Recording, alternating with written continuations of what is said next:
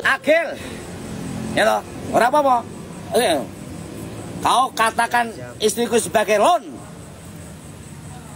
Akibatnya tahu kamu. Kau katakan istriku pemain bok. Tahu akibatnya. Walaupun aku katakan apa? Kakek Sugiono nggak apa-apa, aku nggak ngerti. Namaku sekarang tambah satu, Kakek Sugiono. Yang memberi Agil. Ini Pak Giono ini. Gak urusan Sugiono apa elek? Sugiono, ya toh? Sugiono. Loh, tak amin ya, Sugiono. Ono Suge. Sembarang kali rono. Sembarang kali ono. Gil. Rungono ya kupingmu, dengarkan telingamu. Kau telah melecehkan istriku. Pak Sofyan, kau telah memegang, ada videonya. Ini perhitungan, ya toh. Mohon maaf ya, kau boleh ambil mobilku, Lexusku itu. Ini dulinan loh, ini kiasan. Goblok soalnya kowe iki. Kau boleh bakar rumahku. Ini kiasan loh, bakar tak penjara kowe. Tapi kau sentuh istriku. Kalau gue mah nggak usah ditonton biar sepi. That's you pinter. Salah karena bikin kisru bumbu-bumbuin Sahara. You are too.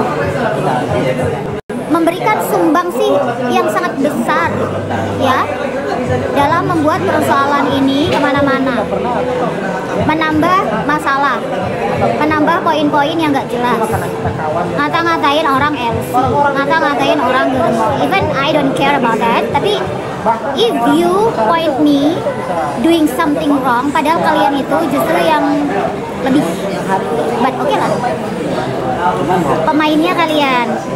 Nggak ada pemain-pemain di sini sayang, nggak ada pemain-pemain di sini sayang-sayangku.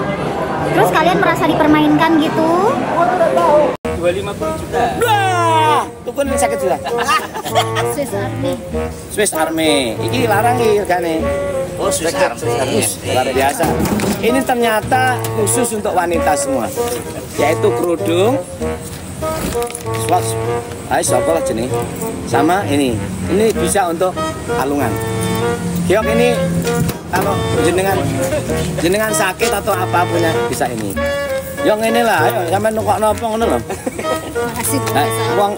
Terima kasih Profesor Ketua Senat UIN Maulana Malik Ibrahim Malang, Jawa Timur, Indonesia Internasional telah memberikan hadiah kepada orang hina dina ini, yaitu Yai Mim. Wong kayak kamu kepen dipanggil apa? Ustaz, Habib, atau Kiai? Nah, bajingan. Doa supaya cepat kaya. Ya salah satunya apa ya, Hisbahar ya. Saya dulu dapat dari Romo Yai Mim itu dapat ijazah Hisbahar itu ketika usia saya sekitar 19 tahun. Karena beliau selain guru ngaji saya juga saudara saya, jadi saya dikasih ijazah Hisbahar, dibacanya habis subuh sama sore hari.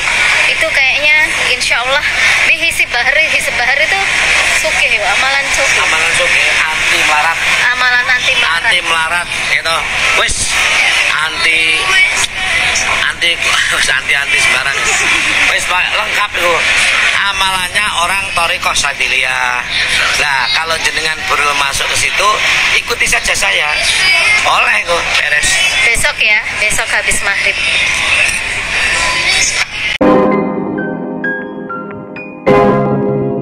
Guys, balik lagi bersama saya tentunya Uki Kelvin. Nah, mungkin kalian sudah melihat tadi awal ada beberapa video terkait info dari Sahara dan Yai Mim, dan ini ada temannya ya, yaitu Bu Ima ya.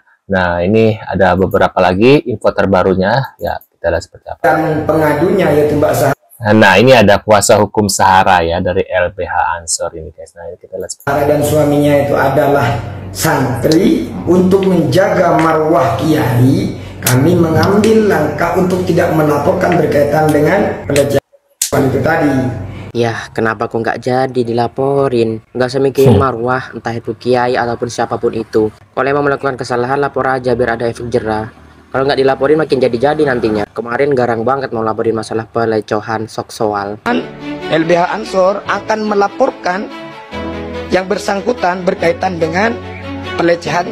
Masa segitu doang sih? mau menjaga marwah atau nggak ada bukti yang mau dilaporkan. Justru kalau tidak melaporkan dalam tanda kutip Anda mendukung aktivitas tersebut. Nggak usah ngomong menjaga marwah apaan lah itu. Waduh, benar juga sih. Ya, menurut pendapat kalian gimana nih tadi infonya ya terkait tidak melapor, alasan kenapa tidak jadi melaporkan Pak Yaimin gitu guys ya, karena beliau merasa Pak Yaimin itu adalah ulama, jadi takutnya akan mencoreng nama yang Nah ini ada lagi emang gini ya semua temannya Sahara. Nah ini kamu yang bersemangat untuk menghancurkan karirku hanya dengan beberapa. Lo semua pada nyadar kagak kalau teman-temannya si Gurun Sahara ini modelannya setipe semua gitu, gak ada beda-bedanya acan, berasa kayak lihat barang cacat produksi gitu. Kok bisa gitu ya? Karakter dan sifatnya sama semua gitu. Masa iya karena satu spesies, satu habitat, satu penangkaran biawak jadi plak-ketiplak gitu. Bagaikan buah pinang dibelah mesin bubut gitu. Waduh. Lo kok pikir Sahara sudah capek dan mundur dari kondisi Sahara sekarang, apa yang terjadi padanya ya? Konfliknya dengan Yaimin kok salah besar, karena faktanya dia masih aktif dan fokus penuh dengan kasusnya. Hai sahabat kepo di video biar kok semua kebayang situasinya. Jadi ceritanya Sahara masih terus ikut proses hukum di Polres. Iya ya, tapi dia sudah nggak upload lagi nih video-videonya karena takut ada pidana ya, sehingga dia diem baik sekarang guys ya. Malang, dia ini sonde berhenti dan tetap fokus sama tuduhannya ke Yaimin. Meskipun jalannya perjuangan mencari keadilan. Sahara memviralkan kasusnya dengan alasan tidak ada keadilan tanpa viral setelah merasa mediasi tidak membuahkan hasil. Ia secara konsisten menyuarakan sudut pandangnya di media sosial ya. Proses hukum kadang bikin tekanan, dia masih aktif di media sosial. Jadi Sahara ini tetap aktif di media sosial meskipun proses hukum berjalan. Sahara tetap aktif di media sosial dan terus menyuarakan kasusnya. Benar-benar memanfaatkan platform ini buat menyuarakan kasusnya dan update publik tentang langkah-langkah hukumnya. Dan Sahara juga. Nah, ini ada juga Sahara sempat mengikuti upaya mediasi yang difasilitasi oleh tokoh publik ya, tetapi tidak mencapai kesepakatan damai karena tidak ada titik temu dengan Yaimin ya. Juga sempat ikut upaya mediasi yang difasilitasi tokoh publik, tapi sayangnya gagal karena tidak ada titik temu dengan Yaimin sampai akhirnya jalan damai sonde tercapai. Beta son bela siapa-siapa karena dibalik ini. Nah, ini ada berusaha bangkit. Terlepas dari konflik yang ada, Sahara terus berusaha bangkit dari keterpurukan dan melanjutkan kehidupannya. Semua Sahara ini berusaha bangkit. Dia terus jalani hidupnya dan dia sudah mau konflik ini bikin dia berhenti dan menyerah meskipun banyak sorotan publik. Nah itu dia update kondisi Sahara saat ini. Menurut ko, apa langkah Sahara selanjutnya yang bakal paling efektif? Tulis pendapat ko di kolom komentar. Dan karena beliau kan dilaporkan atas UUT ya, Undang-Undang ITE ya. Nah ini kita lihat lagi ada apa lagi guys. Nah ini di sini ada Yaimin foto bareng dengan Madas, asik. Ini Madas iki. Madas iki. Pak Fauzan Madas. Iki bakal moto ya Madas iki. Iki Madas Mas sing moto. Waduh. Menurut kamu yuk, ya antara. Nah, wanita cantik ini sebagai apa ya? Kok tahu semua dan bisa melihat bukti Yaimin dan Sahara? Waduh. Ya mungkin Mbak ini kan temannya Sahara, Mbak Ima ini ya. Nah mungkin Mbak Sahara suka curhat sama Mbak Ima gitu guys. Ya mungkin. Nah. Yaimin Sahara ini yang salah siapa? Ya itu pertanyaanmu sama macam model tadi itu. Kita itu bukan hakim.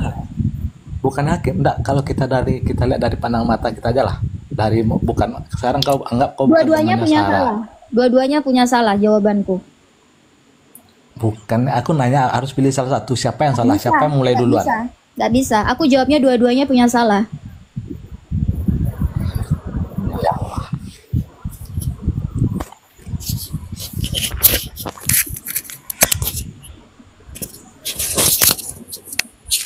Berarti dua-duanya salah ya? Dua-duanya punya kesalahan. Waduh. Kalau masalah persekusi gimana? Persekusi itu yang melakukan itu ada beberapa orang kan itu salah. Tak boleh kita Tapi begitu. pasti ada Jangankan persekusi, pasti ada berkata-kata kasar provokator. aja tak boleh. Pasti ada provokator di belakang kan? Nah, kau itu udah asumsi lagi. Bukan asumsi Bagaimana lah. ternyata mereka juga yang lagi emosi, punya masalah. Kau di sini kau dikit-dikit emosi, dikit-dikit emosi. Siapa Emang yang emosi nggak bisa emosi? dikontrol? Siapa Kalau yang dibilang emosi? Lagakku ya begini. Enggak, kau ngomong tadi kan karena emosi, orang itu karena emosi. Lah iya, kan kok asumsi bahwa ada yang memprovokatori, berarti harus ada aktor dong. Seolah-olah ada aktor intelektual. Emang ada aktor balik itu nggak mungkin Nggak ada, lah orang siapa? dari situ nggak ada. Siapa? Makanya aku tanya. Tak ada jawabanku. Kalau kita lihat dari logika aja, aktor di baliknya semua ini siapa yang bermasalah sama Yaimin pertama? Itulah aktornya. Ah, itu kau sudah asumsi. Bukan asumsi. Ya iyalah, Apa kau dengan asumsi. Seolah-olah kau mengarah pada yang bermasalah pertama adalah Sahara. Jadi semua ini aktornya Sahara yang mempengaruhi RT, RW, pemilik kontrakan, warga. Hebat kali Sahara. Hebat. Sama aja dengan pembakaran sajadah juga kayak gitu juga kan. Nggak mungkinlah seorang RW mau membakar. Pemahamanmu tentang bakar sajadah itu apa ceritanya? Kalau aku masalah pemahaman pembakar sajadah aku nggak tahu, tapi setelah videonya malah Pak Yaimin ngomong saat ada KDM kan, nih Pak RW dia yang membakar sejadahku. Kalau memang dia nggak ada melakukan, Pak RW di depan orang banyak, di depan seorang KDM loh, dia pasti bela diri. Ini dia cuma ketawa kayak gimana, kayak orang Ya, bego. karena memang jadi gini, kalau membakar sajadah, betul sarjada itu dibakar. Oke, bahasanya dibakar. Yang DFK itu adalah ketika dibilang sajadah itu 48 juta. Ada emas, ada jam Rolex, Bulgari dan lain sebagainya. Itu bohong. Satu. Yang kedua, ya kan, kenapa sajadah itu dibakar bukan dengan motivasi karena sajadahnya Yaimin. Mereka bilang, ya kan ya, dan itu ada video pembuktiannya. Betul kata Yaimin bahwa waktu dia bilang kan, ditunjukin lah video waktu dia ke Kemenak kan, bahwa di situ ada beberapa orang gitu kan. Nah itu betul. Tapi latar belakangnya membakar sajadah itu bukan karena melihat sajadah itu milik Yaimin. Tapi mereka menemukan sajadah itu, ya kan ya, itu tuh ada cawat dan BH. Intinya mereka merasa aneh aja. Even kalau kita pemaknaan ya minimal kok tanya dulu lah ke Pak Mim gitu kan, kenapa kok langsung bakar. Cuman ya itu kondisinya tuh begitu, ceritanya tuh begitu. Tak ada yang namanya emas, jam Rolex lah, sajadah harga 48 juta, nggak ada. Bohong itu. Namanya maling mana ada yang ngaku, Mbak? Maling ada yang ngaku, orang ada videonya kok. Kemenak juga udah tahu lihat videonya. Coba tanya Kemenak, video di dalam video itu sajadahnya harga berapa? Udah gitu aja. Kalau kau nggak percaya. Ya memang kan udah ke Kemenak, udah ke Dirjen. Mau mengkonfirmasi persoalan ini. Tanyalah ke Kemenak tuh. Sajadah itu kira-kira harganya 48 juta bukan? Gitu aja. Karena apapun yang aku jelaskan kau bilang, oh itu bohong. Tanya aja ke Dirjen Kemenak. Ada videonya? Ya ada memang. Pak Kemenak aja dapat, Dirjen aja dapat. Cuman kan itu sudah dijadikan barbuk. Sudah dijadikan barbuk di kepolisian. Sebagai orang yang menghormati proses hukum, kita tidak bisa men-share hal-hal kayak begitu sembarangan ke media sosial. Nggak lagi dimanapun kalau masalah pembakaran sajadah itu tetap salah kan? Pembakaran sajadah yang kayak mana? Itu penistaan agama maksudmu? Iyalah. Ya itu biarkanlah polisi yang membuktikan karena kan ada motif. Pembuktian itu menjadi lah motif itu penting dalam apa pemeriksaan pidana itu, motif itu penting. Nah, motifnya itu karena melihat ya kan ya, sajadah ini motifnya itu satu, bukan karena sajadah itu milik Yaimin. Yang mereka lihat adalah itu aneh aja, ada malam-malam di tengah apa namanya ruang terbuka, ada sajadah, kemudian ada BH, ada celana dalam, itu aja. Motifnya tuh keadaannya begitu. Motifnya tuh bukan karena oh ini sajadahnya Yaimin, ayo bakar, tak begitu. Nah, menurut pendapat kalian sendiri gimana setelah melihat info ini guys terkait kasusnya Sahara dan Yaimin? Bisa tulis di kolom komentar. Terima kasih sudah hadir dan kita akan bertemu lagi di video selanjutnya. See you guys.